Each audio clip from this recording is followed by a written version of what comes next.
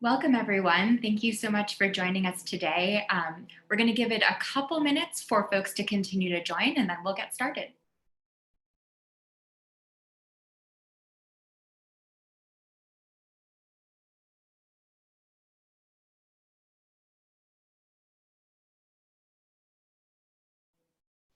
Looks like we have a number of people joining. We're just going to give it another minute or so, and then we'll get started. Thanks so much for joining us.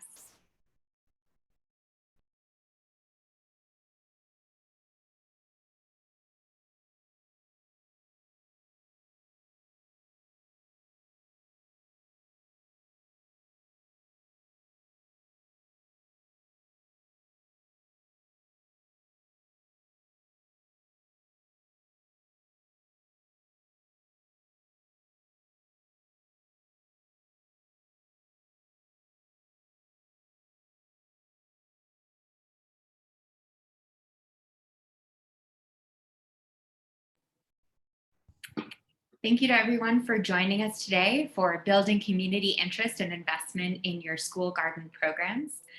This is a virtual gathering put on by the School Garden Support Organization-Network, or SGSO.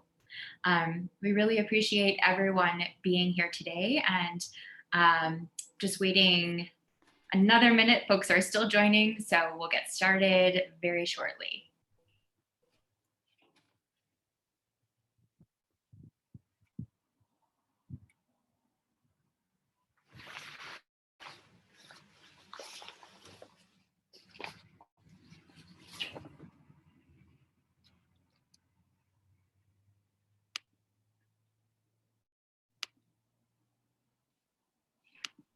All right, well, let's get started. Welcome everyone again. This is the virtual gathering for building community interest and investment in your school garden programs. This virtual gathering is put on by the School Garden Support Organization-Network, or SGSO. I'd like to introduce myself. My name is Laura Thompson, and I'm the Assistant Director of Strategic Alliances at Big Green. It's great to be here with you all today. And a little bit about who we are at Big Green. We are a national nonprofit that operates in 7 regions across the country. We're headquartered in Boulder, Colorado. That's where I'm based. And we build healthy places where kids can learn and grow through our network of learning gardens across the country in school districts in which we operate at scale, as well as our programming that connects kids to where their food comes from and provides a nutrition and food literacy education.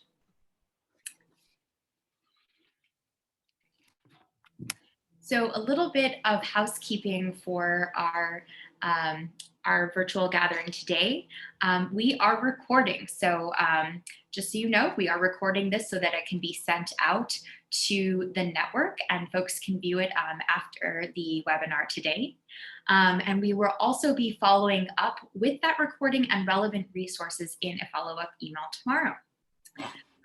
In terms of Q&A today, so as you might be aware, this is a virtual gathering, meaning we really want this to be an interactive discussion on the topic at hand today.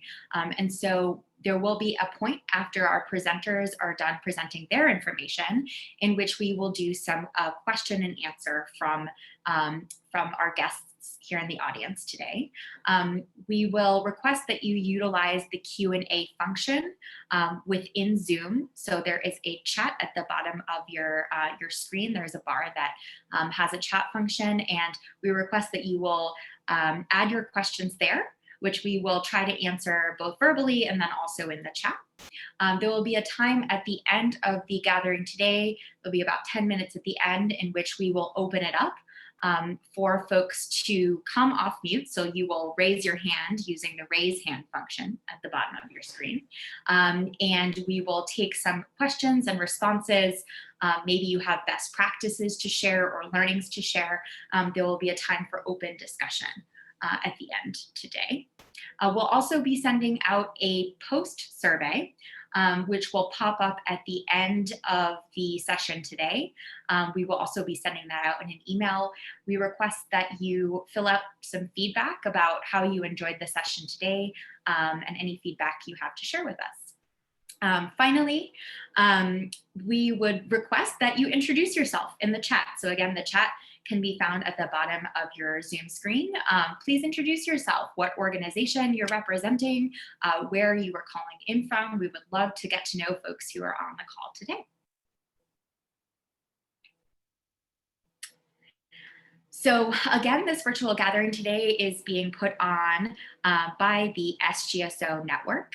And the goal of the SGSO network is really to connect school garden support organizations to inspire one another, share best practices, resources, and ideas. I myself am on the advisory committee for the SGSO network. So it's really a pleasure to represent both Big Green as well as SGSO today on this virtual gathering. So thank you for joining us. If it's your first time, welcome. If you've enjoyed some of our other webinars and events, thank you for coming back. We're excited for this conversation today. And I'd like to also highlight that, that these gatherings and webinars are really sponsored by the Sprouts Healthy Communities Foundation. We really appreciate them underwriting our webinar series. I also wanted to highlight some upcoming webinars and virtual gatherings that are coming up over the next couple of months. So these particular webinars are brought to you by members of the 2021 School Garden Support Organization Leadership Institute. So they've been meeting for the past couple of months, or the forthcoming couple of months, and they're really putting together some great content to share out. So be sure to stay tuned. We will be sending emails out about these opportunities.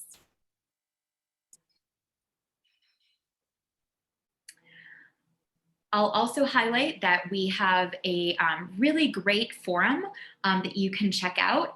The link is listed here on the slide for you to check out this forum. There's postings about all sorts of important topics that might be relevant to your work.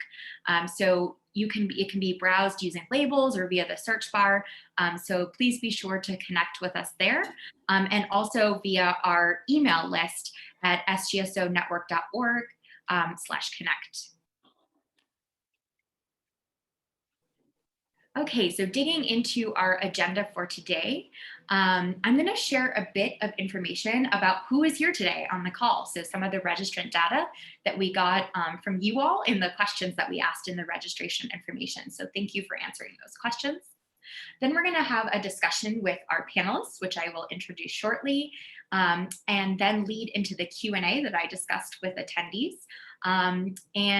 We'll be sharing throughout the virtual gathering today some related resources that connect to the topic at hand, which we will also follow up with in our email tomorrow.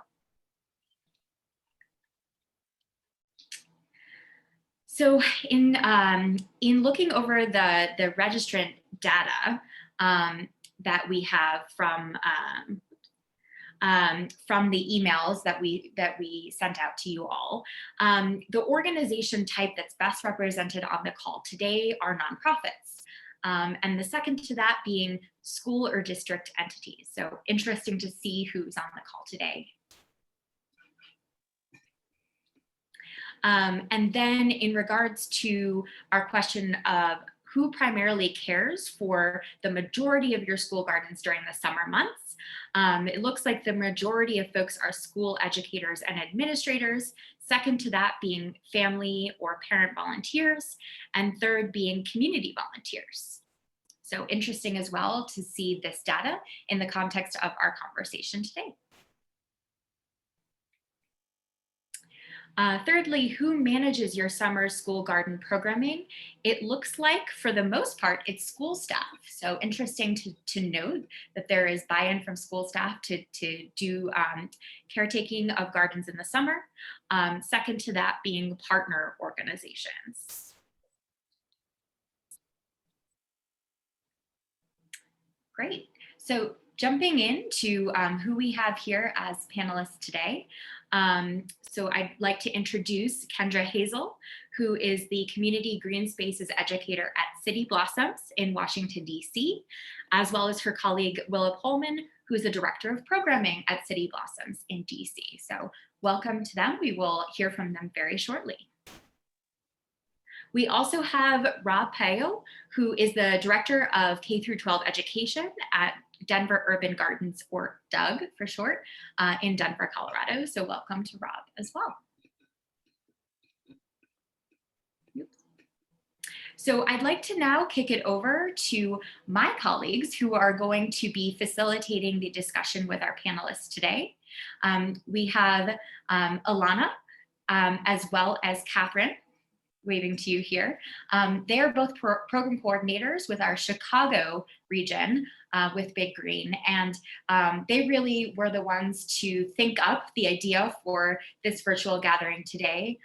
We at Big Green have been thinking a lot about how we increase community engagement in our gardens, particularly in the summertime. And so Alana and Catherine really wanted to facilitate a discussion to learn from other organizations in this space, and to bring everyone together to discuss what has worked for them, and how we can learn at Big Green from other organizations. So I'm going to kick it over to Alana and Catherine. Please go ahead and unmute yourselves. Great, thanks so much, Laura. And yeah, we have some great questions for our panelists today. And like Laura said, if you have questions, feel free to pop those in the chat, and we will get to them at the end. So to get started, I wanted to pass it to our panelists to do a brief introduction. So maybe Kendra and Willa, should we start with you with City Blossoms? That works for us. As Laura mentioned, my name is Willa. I'm really excited to be here today with you all. City Blossoms is an organization that's DC-based, dedicated to fostering healthy communities by developing creative, kid-driven green spaces. And we work with ages 2 through 19 through 5 different program areas to collaborate with neighbors and other organizations and schools throughout DC. And then we're really excited to be able to share the things that we've learned and learn from you all. And I will kick it over to Kendra to talk a little bit more about a few of our relevant programs that we'll be speaking to today. Hello, my name is Kendra. I am the Community Green Space Coordinator here at City Blossoms in Washington, D.C. And I wanted to gently highlight our Community Green Space program. It is an established communal garden-based program in which we have free garden spaces throughout DC, in which we host programming, which include free events and celebrations, field trips and excursions, work days, and also our open time programming. And during those programmings, we like to connect youth and adults to environments by providing educational and art resources.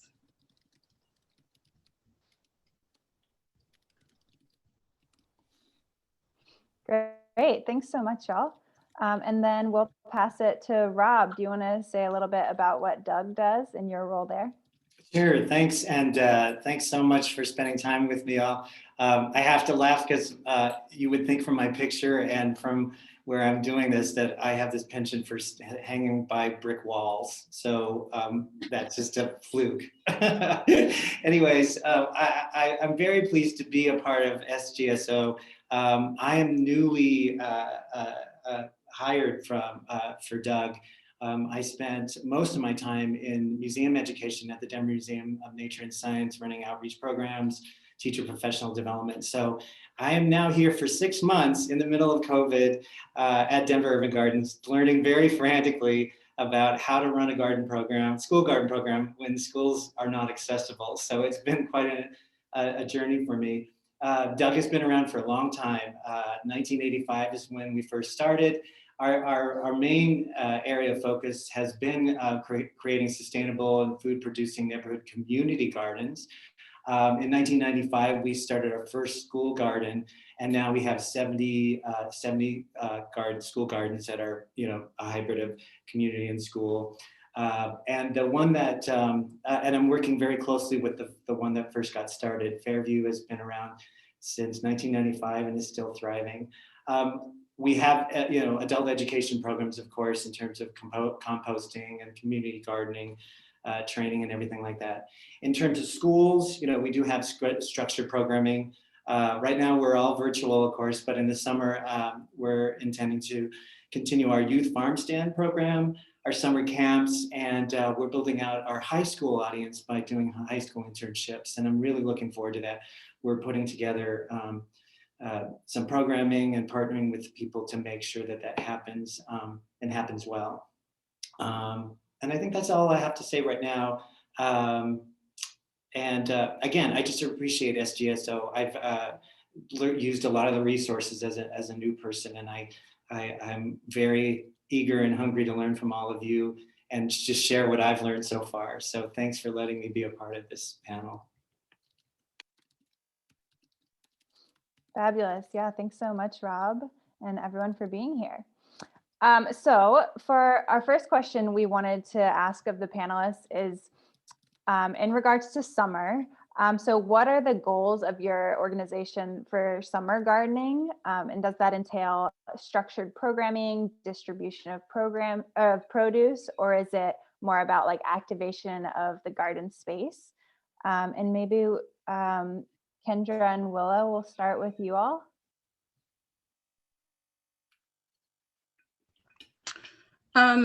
At City Blossoms, I would say it's a combination of semi-structured programming, but also making sure that we're activating our garden spaces throughout the summer. We focus on hosting our open time program, in which we invite youth and adults into the space on a weekly basis of programming at our 5 different garden sites, community green space garden sites. And during those garden hours, we're harvesting, we're creating donation packages for a community organization and members. We're doing art, we're doing education. And we also do summer work days, which are volunteer-based, in which we pretty much gather volunteers to help us keep up with our garden spaces throughout the summer. We also have some of our open gardens, which are always public, in which they are continued to be activated by community members harvesting throughout as they feel. We have a You Help You Harvest policy, so any volunteers who are helping out at our space are more than likely to take some things home, whether it's herbs, fruit, or any plants of some nature. And so we tend to activate our garden spaces throughout the summer with these aspects. Yeah, and for some of our school gardens, we work with about 10 partner gardens really closely, who kind of formulate their own summer plan based off of their unique school community. So they take pieces of some of the things that Kendra spoke to and shape a program that works for their neighborhood and their school community.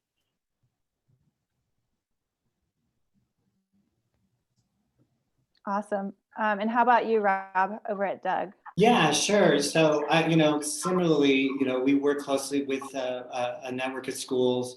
Again, like I mentioned earlier, with youth farm stands.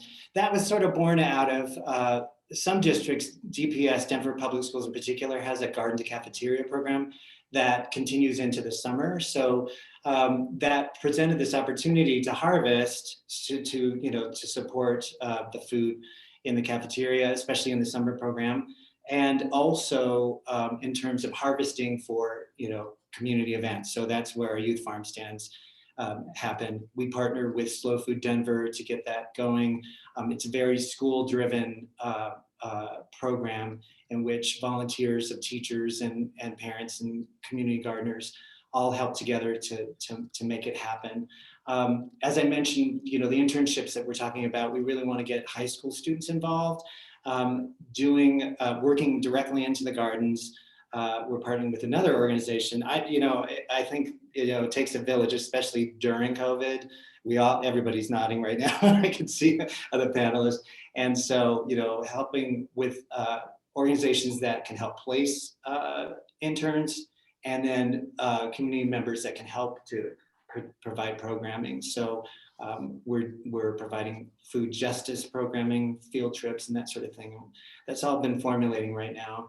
And then of course, because we're a community garden driven organization, having community events in our gardens is something that we want to push for, all the communities, including schools.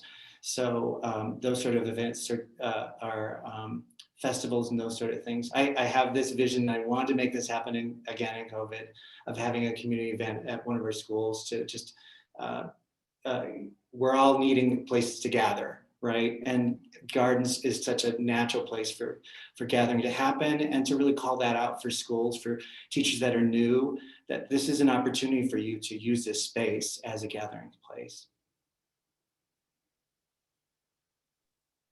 Yeah, completely. And that's kind of what you mentioned is kind of a good segue into our next question, which is more of a communication question. So you both mentioned like multiple groups and stakeholders. Rob, I wonder if you could speak to how y'all manage expectations between the school site or the garden site and participants or people that are working in those gardens. I'm just smiling because that's a big job, right? We all do the best that we can. I would say coming in new, not having the network of people that I can connect to, relationship building is so critical to this work, right? And so I stepped in with a lot of good graces in the community of people that really want to support Doug, that are heavily involved. There's 3 schools in particular that we're working with that are in the hot, 3 of the highest areas of need, of low income areas. And the communities are so wonderful there. And so I've been able to step in very quickly, and they've been very open to have us be a part of it. But, especially in my role, in my position now as a new person, I really do need to rely on connecting to people, to networking as much as possible. One of the things that we've used is Salesforce, as a customer relations management system. And, there's so much information there. And I came in, I've had to use Salesforce before, but I came in kicking and screaming, like, I don't want to do it. But I tell you, it's such a tool because I know who's where. I can keep track of what's my conversations. If there's a history or record, I can lean on that. And that's served us really well. I'll stop there. I mean, I have other things to say, but, I'll pass it on to Willa and Kendra.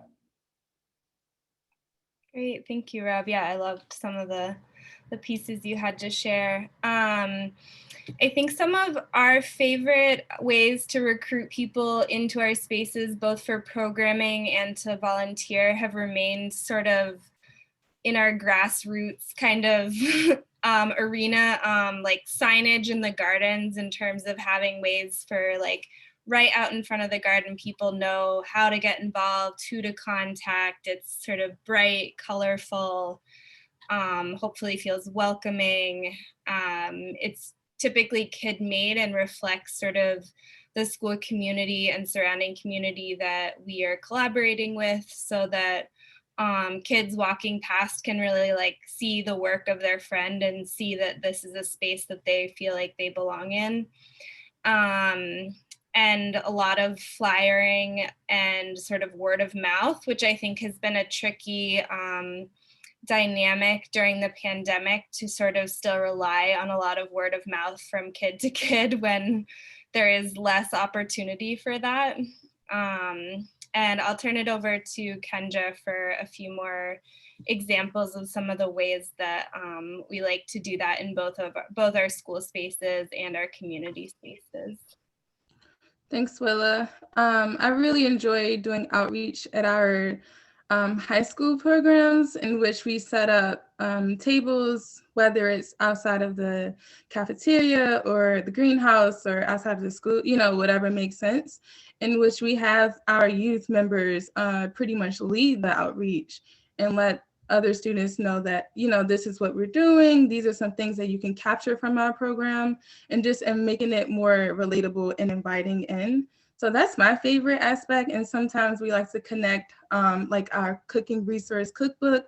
And so we'll have a fun snack, or recipe in which can correlate to what we will be doing during program. And so I really like that aspect.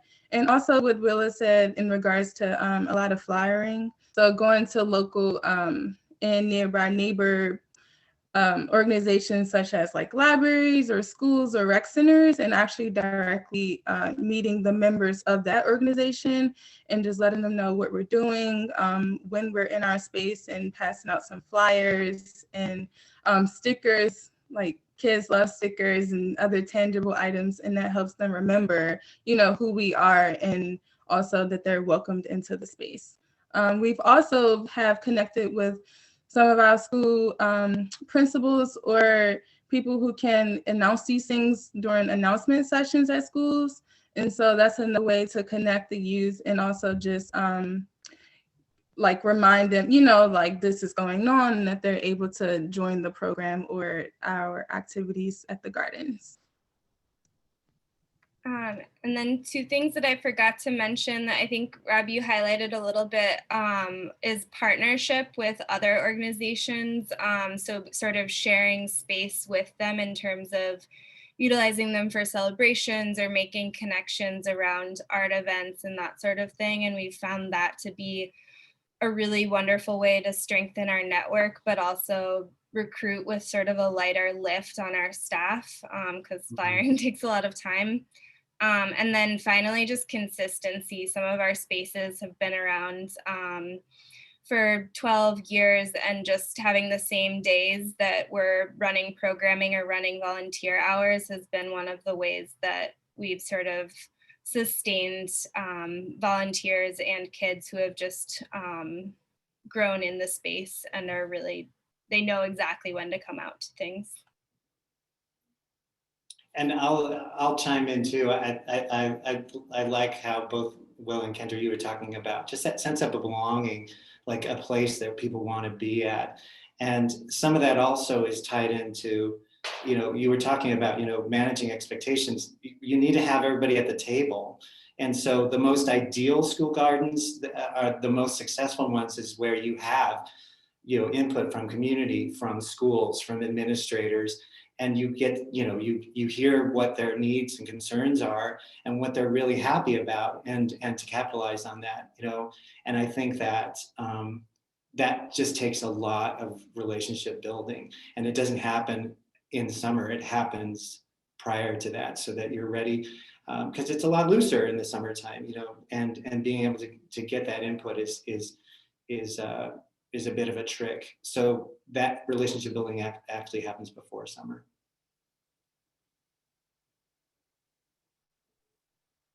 Yes, definitely. I love that you've highlighted that. I think that's so important. And yeah, Kendra, you mentioned earlier that you all have, you know, a policy where if people are working in the garden, they can take things home. So this is for all the panelists. Do you offer benefits for people that are working in the gardens in the summer? And do you offer any sort of support or trainings for those folks as well?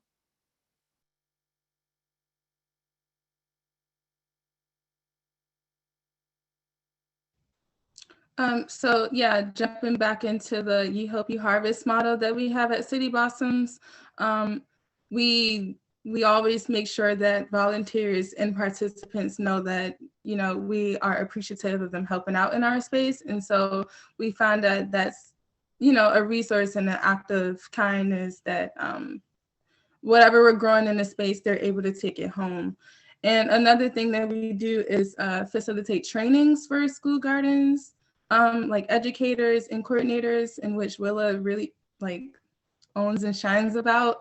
And so during those trainings, the teachers or educators are giving resources. And we also like to create packages for our community members, such as seed packages or flower ball packages, in which we have our youth or volunteers help out in creating those packages. So it's also just a hands-on experience in that nature. And we also provide like flyers, recipe cards, and things to just help out with resources and connecting the dots.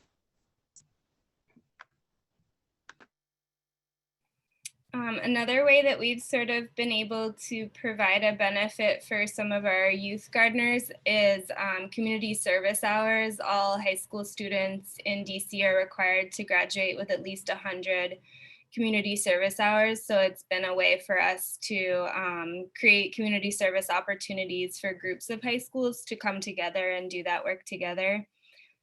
So that's definitely something that I think that a lot of them are excited to have more opportunities for. And actually right now being able to do those in a safe way has been really wonderful. And in the fall, we were able to host several high school groups, which was really fun. Definitely a good way for them to get to have a fun activity that's also beneficial to them graduating. I'll just add that for the interns that we'll have, our high school interns will get stipends. Let's see what else. In terms of training, garden leaders get regular training. We have teacher workshops for teachers that are interested in building out their gardens. I think part of the incentive is just, it's sort of built in. It's just sort of baked in. You get to be in a garden all summer.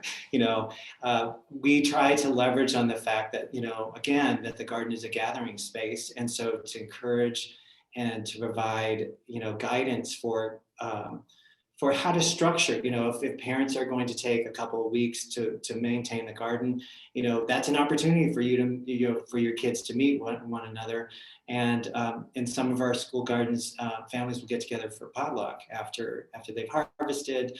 Some of that harvest goes to food banks, and so some of it is just just the value of a garden and just underlining how that's a good summer thing to do. Sometimes we do wish we could offer more stipend, not stipends, but more incentives. But I think that's a pretty good one. And one thing that I think I highlighted when I was having a conversation with Big Green is DC has a program that's a collaboration between our Department of Parks and Rec and the OSSE, which is the Office of the State Superintendent of Education. And so they sort of arrange it so people who are interested in having a garden plot but aren't able to get access to a community garden plot can care for school space during the summer. And I know that's not a model that might exist in every city, but I think the concept is really interesting in terms of often in cities, there's a shortage of community garden plots. And it's an interesting way to sort of connect people and spaces within school communities that are hopefully close by to them. So something that might be interesting to look up, the program's called Shared Roots. Yes, definitely. Thanks so much for sharing that, Willa. And that was actually the inspiration for our Chicago team's development of our community program, is that in the city, there's such a high demand for these community garden spaces with a very limited supply. Yeah, at the same time, we see a lot of school garden spaces that are underutilized or even lay fallow in the summer. So yeah, that program is so interesting, and we've been learning a lot from them. Our next question is in regards to evaluation. So how do y'all evaluate your programming, and what does it mean to you to be successful in your programming, or how do you measure the efficacy? And I'll just open that to any of the panelists.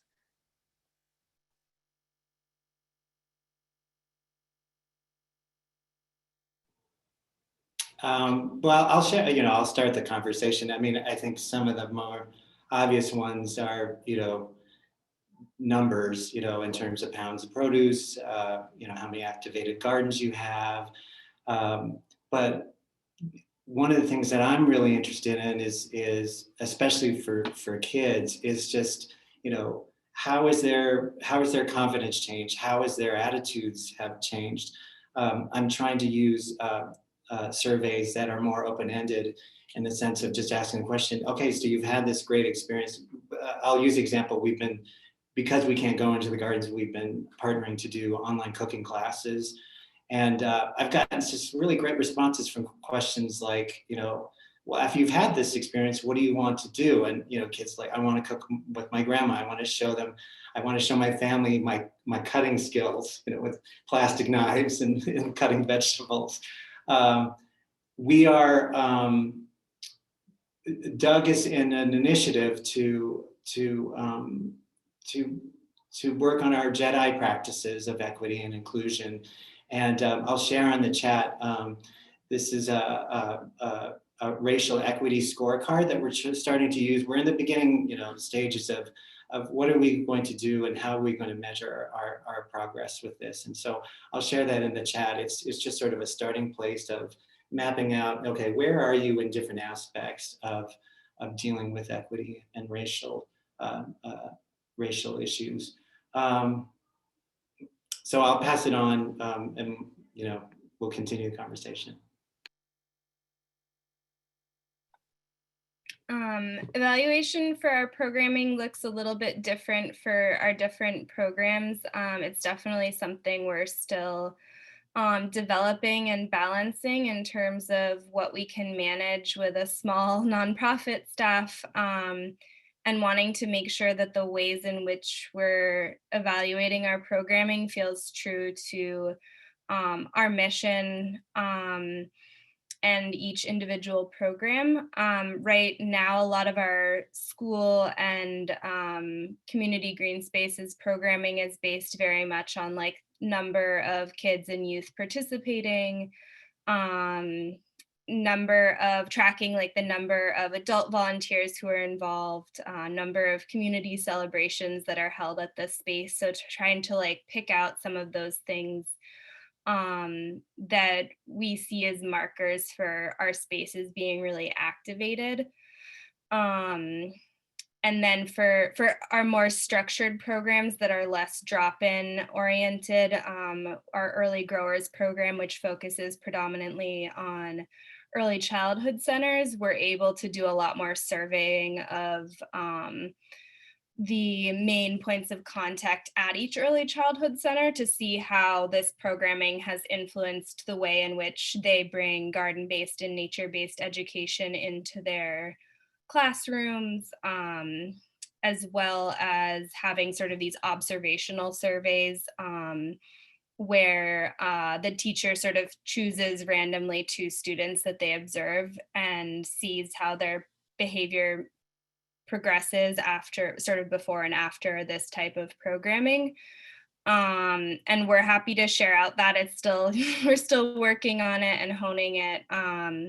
But I think one of the biggest pieces that we've struggled with as an organization is being able to do that type of evaluation without putting too much stress on our staff and compromising the quality of our programming, which we don't want to do, obviously. So still balancing and learning all of those things for sure.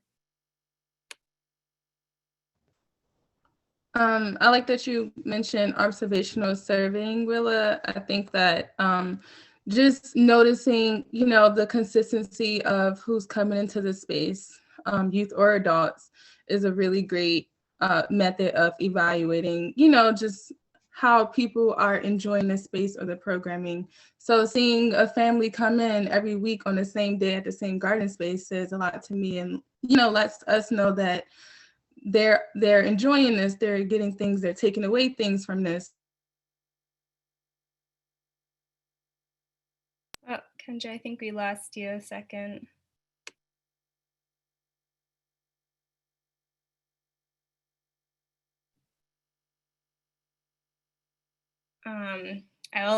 I can do my best to try to fill in a little bit, but I believe some of the things that Kendra was speaking to are just sort of the more like staff observations of getting to see some of the youth who have grown up in these spaces come back after year.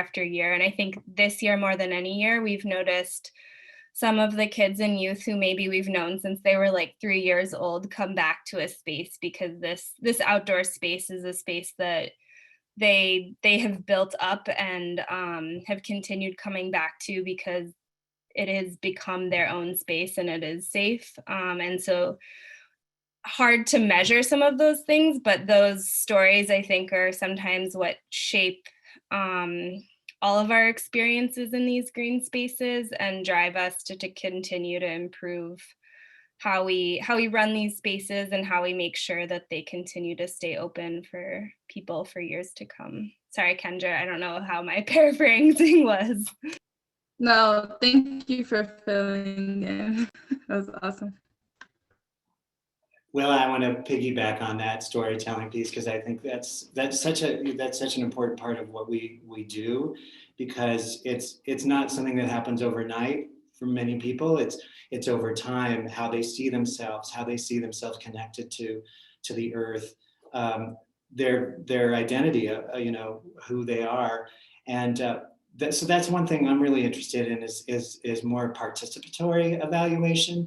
There's lots of new ways that we can engage community, and going with that racial equity scorecard, one of the questions is, how do you involve and when do you involve community in developing programs? Because often we'll come from that, traditionally we come from that place. Oh, here, we built this for you, without really any regard or kind of, gathering data or information from people about, well, is this really what you want?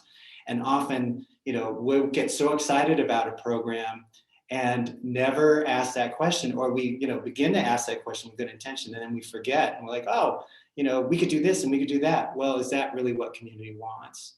And so to use those sort of participatory evaluation measures, one of the things that I'm wanting to do with the high school intern, you can tell I'm really keen on the high school interns, is to do digital storytelling. We can collect stories from people, but can we give the tools to people to tell their own stories? And and that's so easy now with the digital tools, but to guide them with a structure of, just sort of like the moth, it's like, tell your story. We'll give you a framework or ideas how to tell your story. And that becomes data for us in terms of, how we're making impact, but it also speaks to the transformative, effect that this can have on someone. Oh, and one more thing, I'll be real quick with this. We are part of a longitudinal study. It's the first one ever done, a 4-year blind study about the impact of gardens on health, that a researcher at CSU is leading. And the results will be coming out. We haven't actually done research at the kid level because, there's layers of things with that, but, it sets us up to ask different questions about, the impact long-term, after kids have left school, what sort of impact gardens can have on their lives. Well said. Yes, totally. So at this point, we're going to transition over to some audience questions. And I will pass it to Ilana to facilitate that part of our conversation. Thanks, Catherine. This has been a really fantastic conversation. I just want to thank everyone who is participating in the chat and on the panel. There's been a lot of robust conversation just through this chat. And this is, there were a couple of questions about COVID safety during this time involving community members and thinking about this summer while in the midst still of a pandemic. Could perhaps, Rob, do you want to speak to some COVID safety protocols that you have in place for involving community? Well, I haven't been able to, but I'll tell you where you could get good resources is SGSO. I mean, if you go to that one webinar about, what sort of measures and practices, setting up stations, setting up, instead of group cooking, individual cooking, that's going to be my Bible, I'll tell you. Because I have not, Denver has been closed, for a big chunk of the school year. So I actually will pass this on to City Blossoms because I don't have much to add other than do check out that webinar.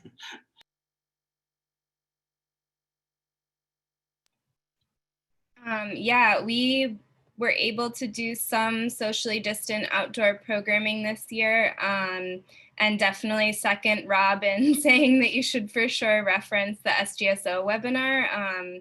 We definitely referenced it when we were sort of building up our protocol. When DC entered phase 2 this summer, we started slowly piloting some of our programming to see like if it worked, what people felt comfortable with. And I think one of the things, I won't go into tons of detail because I think there's already a lot of resources on SGSO, but one of the things that helped me feel more comfortable running this type of programming was having sort of a set checklist so that we knew that everyone was kind of following the same steps. And we all knew what those were. And then just, yeah, stations, having clear boundaries so that people knew how to interact with one another, and having PPE on site so that if someone didn't have access to a mask, we could help find one for them. I don't know if I probably forgot stuff, Kendra. No, I think you hit it all, Willa. And then just piggyback on what Rob said about the stations. I think the stations were like the highlight of programming for spring and summer for us last year. Just having set, activities and materials at these little stations that people can choose from, and then sanitizing. And then, like Willa said, the checklist was super helpful for pre and post programming. One more thing that I just forgot. One thing that we did do in case there was some sort of COVID case that we found out about is we tried to take down everyone's, because we have drop-in programming, we tried to take down everyone's contact information. And so we did have one instance where there was someone in the area who had COVID, and we found out about it. And so we contacted everyone immediately. Everyone got tested, and it turns out that no one else got sick from that incident. But I think having contact information made it so that we felt really safe in reacting quickly and appropriately. Fantastic. Thank you for those resources and for sharing those practices. So within the last few minutes, the last 10 minutes of this, we just want to invite you all. We have a number of people on this call that have experience involving community in your garden programs. So we're inviting our audience to participate, to share any insights that you have specifically around this topic of involving the community in the summer or in your garden programs. I believe that Lindsay from Garden to Table is still on the call. And she has a program that I think would be really interesting to hear just a little bit about. If you have the desire to unmute, just raise your hand and our host will be able to unmute you.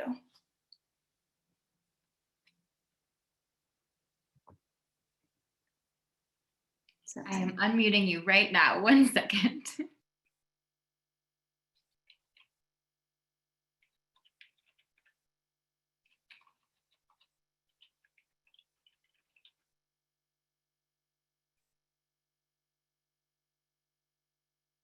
Okay, you should be unmuted. All right, did that work? Great. I can't see myself, but I see it says I'm talking. So okay. So I had shared in the chat, somebody talked about summer garden care, and something that we've had really good success with, although I will give the caveat that we did not do it last year because of COVID, but we hope to return to it this year, is that, so we're school gardens, specifically just schools, not community gardens, at 18 schools right now. And we set up a summer stewardship program where families within our school sign up for a week at a time. And we do that through the school volunteer vehicle, whatever it is that they use, Help at Schools or whatever software they may use. We ask them to do that for us, usually facilitated through our lead parent at each school. We do have a parent, ideally, at each school who helps manage that relationship for us. And then as families sign up, we request their phone number and an email. And our garden director, who's also listening in on this somewhere, Laurel, sends them a weekly email with specific advice, suggestions, needs for that week in our gardens. It may not be specific to their school. We do send one email to everybody to try to simplify it. And then there's an opportunity for them to reach out for more specific needs with our garden staff. But that's one way we found that we can not only get garden work done, but to build more connections with those families. And depending on the time of year, we encourage them to harvest and take produce home. Again, last summer, we actually did the work ourselves and with one volunteer organization and donated all the produce. But in a normal year, we ask families to take home what they can, up to the point when schools will be returning to session, and then we want the kids to be able to harvest. So that's the basic structure for how we do a lot of our summer garden care. And then our staff does about 1 hour a week.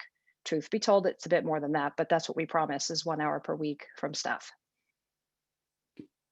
That's fantastic. Thank you so much, Lindsay, for sharing. Yeah. I think that the question, at least with Big Green, that we're thinking about in the Chicago region is how do we still provide technical assistance to many of those community members who might be caring for the gardens over the summer, and that email method is a really good strategy to think about all the different ways that it can be done. So thank you so much for sharing. Yep. Is there anyone else there's another attendee who has raised their hand. We have another 5 minutes for this participatory section.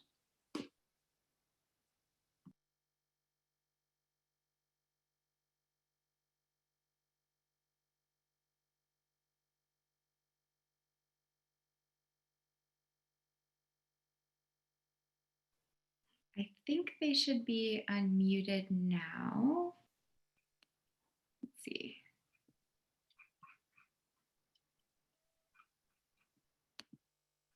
John, is your hand raised? Is it you? I did raise my hand. I don't know how to turn my screen back on, but I just want to add something that we ran in a program. We layered our garden programs on top of existing summer school programming. So the schools were already being used and teachers were already being paid to serve certain student populations. And then our organization would come in and fund the garden education.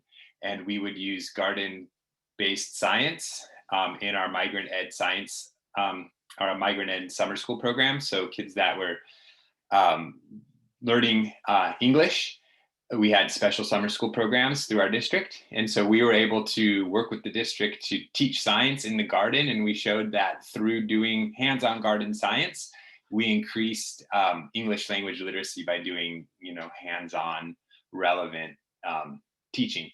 So that was a really nice model because we didn't have to fund all the whole summer school program, right? We just came in and brought an enrichment element to an existing summer school program, and that kept the gardens alive and thriving.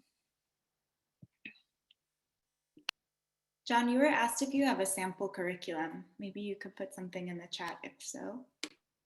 Sure, I'll do that. And then I'll link to the research reports from our summer programs, our laser program. If someone else had their hand raised, please raise it again, just in case I missed you. Thank you.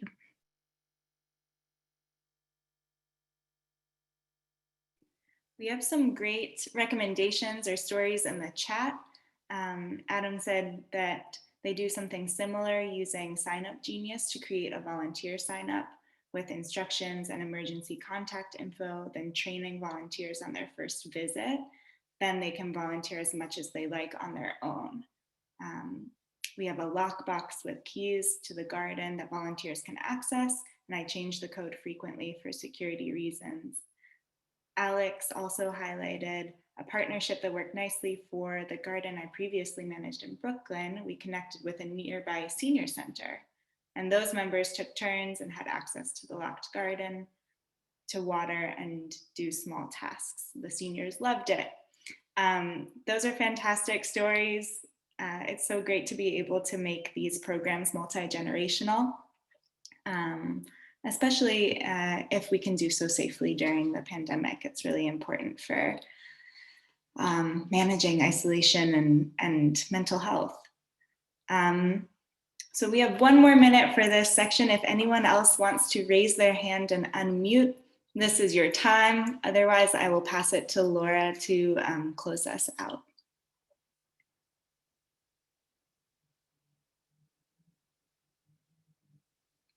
Okay. Oh, one hand is raised.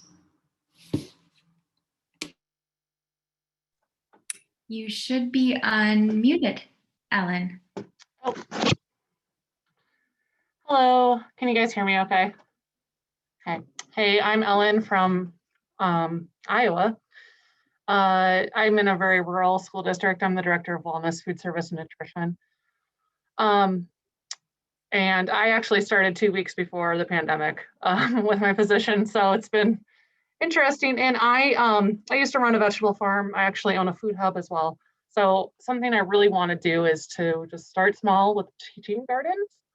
And I'm kind of thinking spring and a fall, because there's no way for us to get volunteers during the summer. I just don't imagine that really happening around here. Do you think that a raised bed, so I'm coming from like square one, do you think like raised beds are better, or in the ground, or does that all determine, depends on like soil type and drainage and stuff? What do you think is the easiest to take care of, and when it comes to teaching and sustainability, so I don't have to do much upkeep and tillage and such? Yeah, that's great questions, kind of like starting from the bare bones, like how do we get something running? I think there are a number of resources that we have collectively as organizations that can help answer all of those questions. Just to be cognizant of time, we'll send those out in a follow-up email to be able to answer and address and support you in that. And I am going to, I think they're already being dropped in the chat, so you'll have a lot of reading material, and there's some great opinions coming in there. I'm going to pass it to Laura for our final kind of closing, and thank you for dropping your email in there, Ellen. That's great. Awesome. Thanks, Alana, and thanks for everyone for this awesome conversation today. It sounds like folks have more to talk about, so hopefully you can connect with one another after the webinar today. So I just wanted to close this out with a quick exercise that Rob suggested, so thank you, Rob, for this. Head, heart, hands is something that kind of comes from Waldorf education, but is a great way to think about, what is something in regards to head, what is something we want to think about after this conversation today? In regards to heart, what is a feeling you want to express? Or hands, what is an action that you want to take? So I'll drop those in the chat right now. If folks could type into the chat something, a head, a heart, or a hands, something you want to think about, a feeling you want to express after the conversation today, or an action you want to take. It doesn't have to be all of those things. It could be one. It's from, oh, interesting. Okay. Thank you, Arlene, for sharing that. Great. So if folks could share in the chat one of those items, that would be great to close us out today.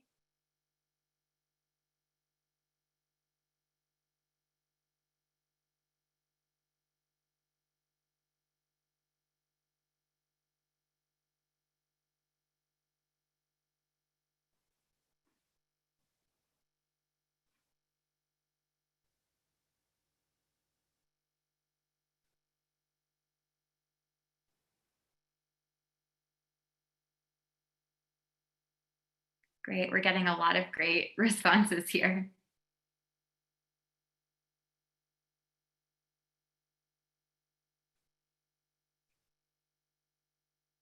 So I'll just share some of them. We have hands, connecting with high school counselors, reaching out to senior centers for hands, inclusivity and creativity, head, looking into COVID resources regarding volunteers in the summertime, developing student leadership is another one for head. We have heart for passion, feeling seen. Check out the great resources in regards to head, heart, grateful for the wonderful work. Had video tutorials for teachers. There's a lot coming through. This is great. Thank you all. Well, I want to close this out here. I know we're at time. So after we finish today, a survey will pop up based on the webinar today. If you're able to fill it out, that would be great. We'll also follow up with that in a follow-up email that will be going out with the resources as well that John shared in the chat. So thank you all for participating. Tara, yes, that's fine with me. Other folks on the team here, are you okay with Tara taking a screenshot of us all? Tara, you're good to go.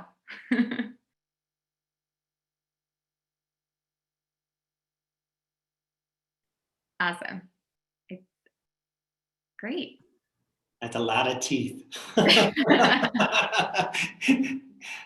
Thank you for, I really enjoyed being a part of this session. Thanks, everybody. Thanks, all.